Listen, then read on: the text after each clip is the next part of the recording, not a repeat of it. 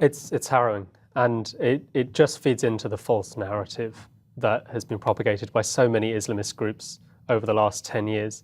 But it's a false narrative because it doesn't answer the questions. But he unfortunately is not alone. There are plenty of people who have these extreme views. Firstly, to refuse to condemn a brutal murder in broad daylight on British streets, and secondly, to say it justifies because of British foreign policy. Why do they think like this? Because they are sold a narrative propagated by very charismatic recruiters that seems to address the grievances, whether real or perceived, that they feel so dear. And what grievances are those? Those grievances, whether it is British foreign policy or not, in a sense it doesn't matter. The point is that these grievances have been exploited by a violent and hateful ideology that appears on the surface of things to address these grievances, but actually doesn't.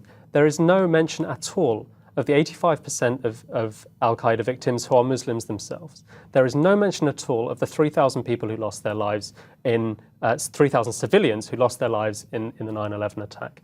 And there is no mention at all of the thousands of Shia Muslims who are killed in sectarian violence by al-Qaeda-inspired violence in Iraq and in Syria every day. So who's to blame? Is it these so-called radical preachers?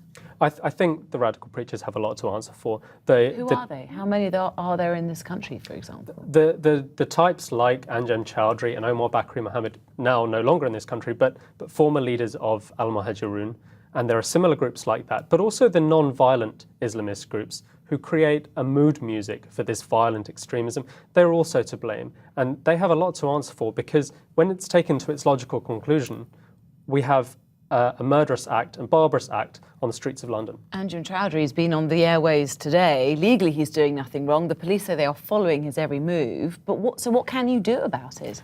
I think we should challenge the narrative by providing a counter-narrative. What does that mean? That means finding a better way to re-enfranchise British Muslims into British society, giving them a political cause that they can struggle for But there are many people who feel disenfranchised, but they don't do this, do they? Absolutely, and that's why there is absolutely no excuse.